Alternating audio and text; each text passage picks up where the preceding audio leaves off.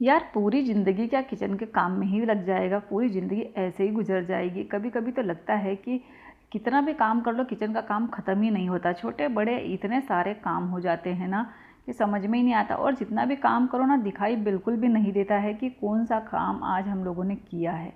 बिल्कुल, ये बात तो सच है कि ना ही किचन हमारा पीछा छोड़ने वाला है और ना ही हम किचन का पीछा छोड़ेंगे। काम कभी ख़त्म नहीं होते हैं, लेकिन टाइम टू टाइम अगर छोटे मोटे काम निपटा दिया जाए ना तो एकदम से सारा काम सर पे नहीं आएगा। कुछ चीज़ें ऐसे रहती है कि 8-15 दिन में टाइम निकाल के वो सारी चीज़ को सेट करना रहता है, लेकिन धीरे धीरे वो चीज़ें ना एकदम मैसी सी हो जाती है। देखिए, यहाँ पर एक ट्रे थी और उसी में मैंने कुछ ये ऑर्गेनाइजर बना के मैंने चम्मच वगैरह सेट करके रखी हूँ, लेकिन धीरे धीरे करके ना इसमें और भी बर्डन बढ़ जाता है। कुछ भी सामान रखने की जगह नहीं मिली, यहाँ तक कि क्लचर भी इसमें आ गया है। और चाय वगैरह बनाते हैं तो छोटे छोटे अदरक के टुकड़े, अब ये सारी चीज़ें ना टाइम टू टाइम सेट करना, साफ़ करना बहुत ज़रूरी है। अब ये ऑर्गेनाइज़र जो मैंने बनाई थी ये प्लास्टिक के डिब्बे से बनाई थी, जिसके नीचे छेद वगैरह नहीं है, तो इसको साफ़ करना बहुत ज़रूरी रहता है। देखिए काफ़ी दिन से साफ़ नहीं हुआ, अंदर कितनी गंदगी जम गई है। बड़े छोटे जितने भी चम्मच थे वो मैंने थाली में, 2 थाली में अलग अलग निकाल लिए हैं। और यहाँ पर सबसे पहले बात आती है साफ़ सफाई की, तो भैया अच्छे से ना हल्के हाथों से इसको साफ़ करना है। और इसको मैंने पुट्टी की मदद से बनाई थी, ऊपर से एक्रेलिक कलर किया है। इसको अगर अच्छे से भी साफ़ करते हैं ना, ये जो कांथे से मैं साफ़ करी है सॉफ्ट कांथा है, और इससे रगड़ के भी साफ़ करते हैं ना तो कलर वगैरह बिल्कुल भी नहीं निकलता।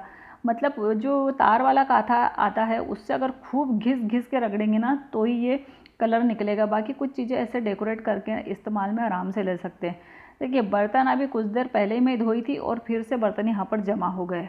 गैस चूल्हे का जो स्टैंड आता है ये एक एक करके मैं धोते रहती हूँ। अगर खाली पीली है, बर्तन निकले हैं थोड़े से, तो उसके बीच में डाल दो तो वो भी धुल जाएगा। तो कुछ इस तरीके से मेरा काम निपटते रहता है। अब ये ऑर्गेनाइज़र को अच्छे से धो के सुखा लिया है। अब इसमें बारी आती है सेट करने की। ये कप ना बहुत अच्छा था, लेकिन इसकी डंडी टूट गई, गिर गया था और डंडी टूट गई।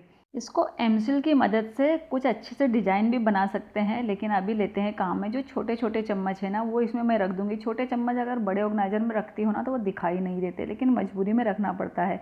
अब यहाँ पर आ गया है कप, एक ऑर्गेनाइज़र और बढ़ गया है, तो छोटे चम्मच जितने भी थे ना वो मैंने कप में रख दी और बड़े चम्मच दूसरे ऑर्गेनाइज़र में, और जो बड़े बड़े चम्मच है वो तीसरे में।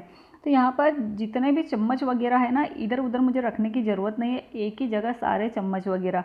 और एक प्लेट रख के तेल का डब्बा रख दिया है ताकि वो ट्रे ना एकदम से गंदी नहीं हो। यहीं पर गैस है और पास के पास ये है, तो ये सारा काम ना मेरा काफ़ी हद तक किचन का काम आसान हो जाता है जब भी मैं कुकिंग वगैरह करती हूँ। आप सब किचन के डब्बे कैसे धोते हैं? एक दिन में टाइम निकाल के सारे डब्बे धोते हैं या थोड़ा थोड़ा करके? मेरा एक फंडा है भैया, दो दो चार चार डब्बे अगर खाली होते जाते हैं ना तो वो धो देती हूँ, और इसी में दूसरे डब्बे का सामान भर के और वो डब्बे को धोने में डाल देती हूँ। तो दो दो चार चार करके अगर धोते हैं ना तो टाइम का पता नहीं चला, बर्तन के बीच में रख दो और बर्तनों के बीच में वो डब्बे भी धुल जाते हैं, अलग से टाइम निकालने की ज़रूरत नहीं है। मूंग जल्दी बनता नहीं है और मूंग के डब्बे को ना छेड़ते भी नहीं है। तो मूंग के डब्बे का जो ढक्कन था ना वो इतना चिकट हो गया था, जिस चीज़ का हम इस्तेमाल करते हैं ना ध्यान उसी में जाता है। अब ये सेव का पैकेट है, मैंने इसको डायरेक्ट डब्बे में उतार दी हूँ। कारण क्या है, ठंडी बरसात का मौसम है और बरसात में ना मॉइस्चर बहुत जल्दी, सेव वगैरह बिस्किट है ये सारी चीज़ें ना नरम हो जाती है। तो पैकेट कट करके और उतार दिया है उसी में और ढक्कन लगा दिया। वैसे तो ये ढक्कन में ना रबड़ है, एयर टाइट है, लेकिन फिर भी जो चीज़ों में डर है कि नरम हो जाएगी तो उसको ऐसे पॉलीथीन के समेत ही। अब ये धनिया ना अच्छे से सुखा दी थी मैंने और सूखा हुआ है। डायरेक्ट अगर डब्बे में डालूंगी ना नरम होने का डर है, अगर जब भी काम लगा तो पीसेंगे ना, पिसाएंगे नहीं। तो पॉलीथीन कुछ इस तरीके से पॉलीथीन को खोल के डब्बे में डाल दिया है और फिर पॉलीथीन में गठान बांध दी। तो ये वैसे तो एयर टाइट है, वैसे हवा नहीं जाएगी, लेकिन पॉलीथीन रहेगा तो और भी चीज़ें सेफ रहती है। किचन वाले ये डब्बे की सबसे अच्छी बात है कि ये चौकोन है और साइज़ ऐसा है कि अगर एक के ऊपर एक डब्बा भी रखेंगे ना तो बिल्कुल नहीं गिरेगा, लेकिन मेरे पास ऐसी जगह है कि एक के ऊपर एक रखने की ज़रूरत नहीं है। अब ये काम हो गया है, भरने का काम हो गया है। अब ये डब्बे को ना मैं भीगने के लिए छोड़ देती हूँ, जब भी अगली बार बर्तन निकलेंगे तो सारे बर्तनों के साथ डब्बे भी धुल जाएंगे। बर्तन निकलते हैं, बर्तन धो के और बास्केट में भर के अगर रख दिए ना तो बिल्कुल अच्छा नहीं लगता है। जब तक काउंटर टॉप खाली नहीं रहता है, जैसे काम हो गया है, सारा काम हो गया है, तो भैया काउंटर टॉप को भी फ्री रहना बहुत ज़रूरी है। सारे बर्तन सूख गए हैं और मैंने उनको जमा दी हूँ। अब सबसे बारी आती है ना पहले बास्केट धोने की। बास्केट अगर डेली नहीं धुलती है तो कोई बात नहीं, लेकिन 1 या 2 दिन में तो इसको हल्के हाथों से रब करना बहुत ज़रूरी है।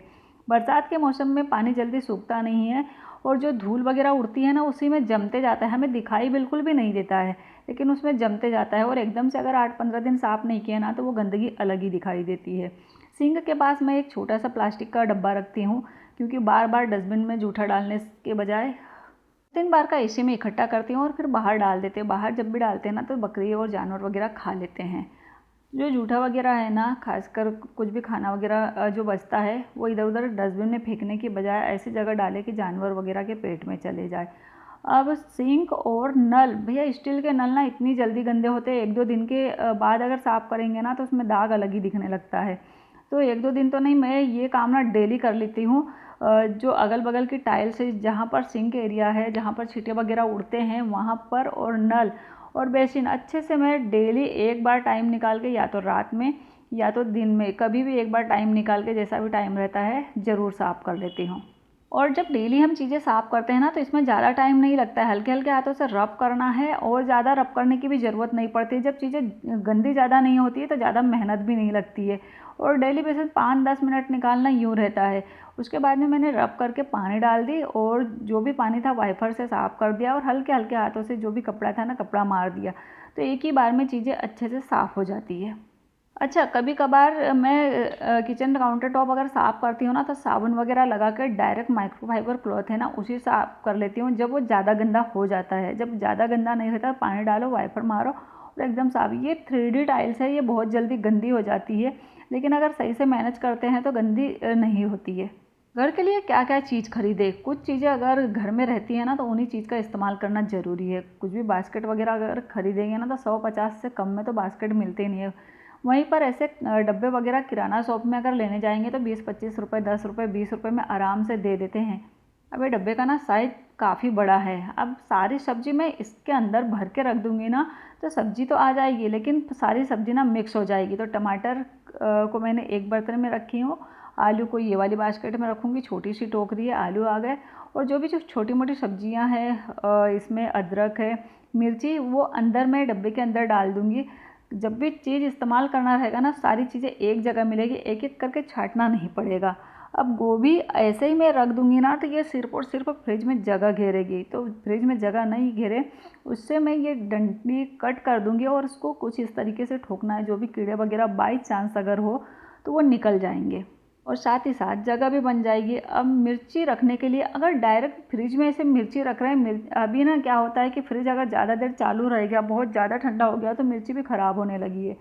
ये डब्बे में केक आया था, इसमें भर के और मैं रख दूँगी। ये भी एयर टाइट है, इसमें अब ठंडा तो लगेगा लेकिन डायरेक्ट हवा नहीं जाएगी तो मिर्ची जल्दी ख़राब भी नहीं होगी।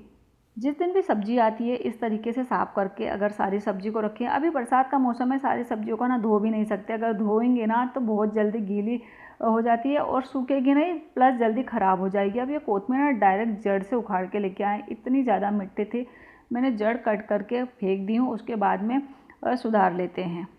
और कोतमीर को मैं धो के नहीं रखूँगी और कट करके भी नहीं रखूँगी। कारण क्या है, अगर कट करके रख दिए, कभी कभी काट के भी रखते हैं तो कोतमीर ख़राब हो जाती है, ऐसे ही रख दूँगी।